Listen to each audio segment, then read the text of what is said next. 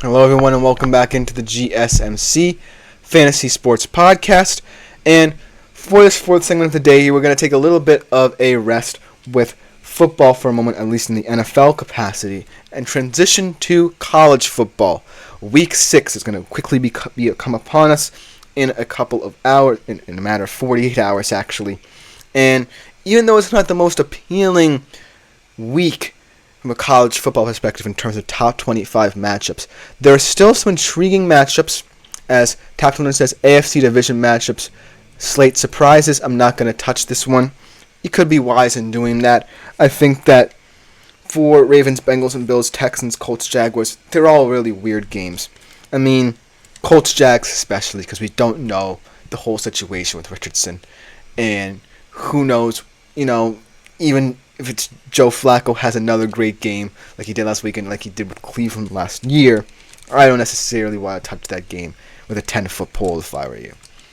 But going into the world of college, there are some very interesting games where you can get easy bets and just some weird conference games where it seems like the odds makers aren't telling us enough with the way they portray these games. Without further ado, let's talk about three of the games in particular that really stood out to me. Starting off with Clemson minus 15.5 going to Tallahassee. Now, I know what you're thinking. This game shouldn't even be a betting question right now. This is an easy game if you're betting straight up spread for Clemson to give you a little bit of good cash. But it's just the storyline, right? Everyone, thinking that Clemson could potentially be facing its former QB in DJ Youngulele, and the different trajectories that teams have taken since, Youngulele left Clemson, went to Oregon State for a year, and now is on Florida State and getting benched, and now Brock Glenn is replacing him.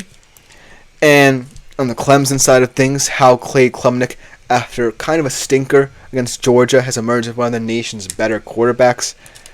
And it just goes to show, how a division like the ACC, or a conference like the ACC rather, can change in an instant.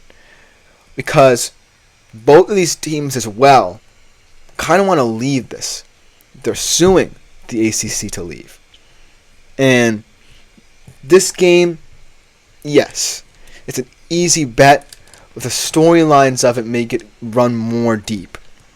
And not for nothing, this game in Tallahassee could be a blowout. But Mike Norvell has proven, if anything, that he is willing to take risks. DJ Youngulele was a huge one, and Brock Glenn trying to replace him, and admirably at that against a Clemson team that is probably saying, "I told you so," with the whole DJ Youngulele thing, or thinking that. I think this game is one you either don't touch or just look at it and go, "I'll take the easy money." But just know that the storyline alone could impact this game in a weird way. But then again, I think Clemson just will overpower this Florida State team. Because right now, Florida State is not showing me anything. As Andre says, in PPR, who would you rather have rest of season, Wilson or Harrison Jr.? Interesting question here. Because Wilson has more room to grow with Aaron Rodgers, right? But Aaron Rodgers might not reciprocate. As Marvin Harrison, he's in an offense that can be tailored through him, yes.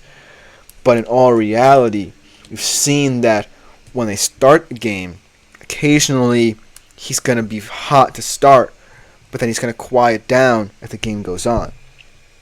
So, if it's a rest of the season thing, I would generally say Wilson here, because the Jets' offense at least will look, better for longer in certain games, whereas the Arizona Cardinals, I kind of want to see them vary their offense a little bit more, get away from just focusing on getting Marvin Harrison the ball.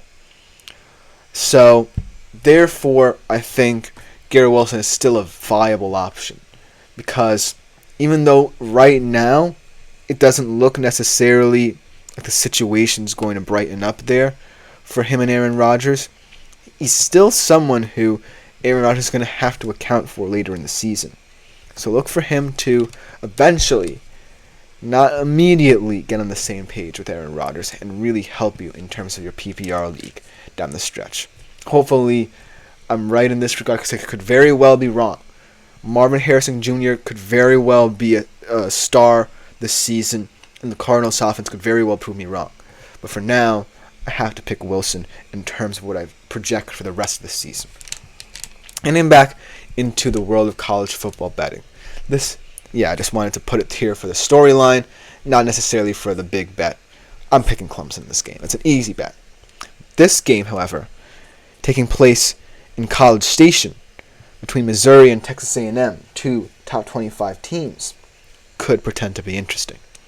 Not necessarily for the playoff picture, I actually think, because Missouri was walking a thin line when it took double overtime to beat Vanderbilt, and Texas A&M, they're one of those teams that I eventually think will crumble. They lost to Notre Dame, who has one of the worst losses in the country, so by process of elimination, they could perhaps already be out of the picture for the CFP. But this game will show how far both of these teams have come as kind of mid-tier SEC contenders. Texas A&M actually only favored by 1 at home, 49.5 the over-under. So the question about this game that I really have is which team has taken bigger steps in replacing eras where, or kind of finding their footing or rebuilding in a way where they had moments and glimmers of optimism.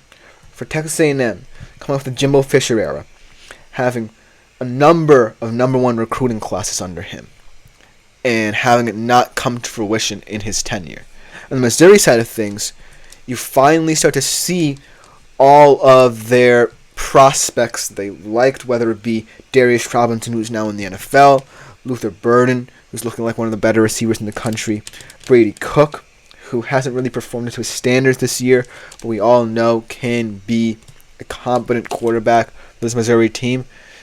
And this is just a game where I'm not necessarily looking for playoff implications.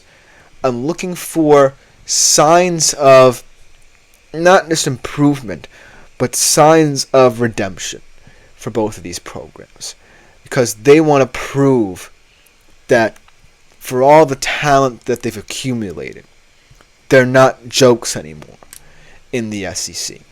They're not just going to sit there idly by and not fight for their place at the table anymore.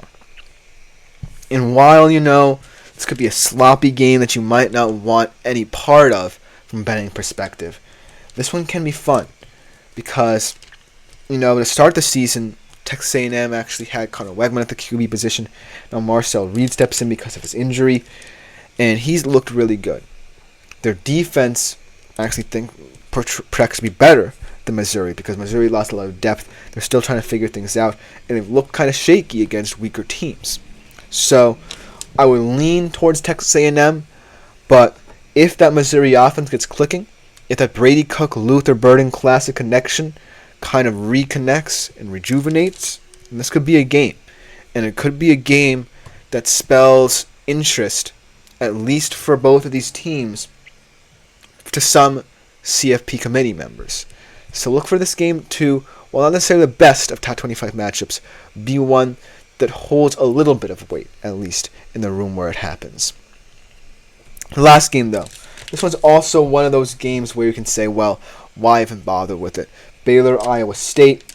Iowa State, one of the only two undefeated teams left, along with the BYU Cougars of all teams in the Big 12, looking to cement themselves as one of the Big 12 title contenders against a Baylor team that actually kind of stunned BYU there for a bit before BYU eventually won the game.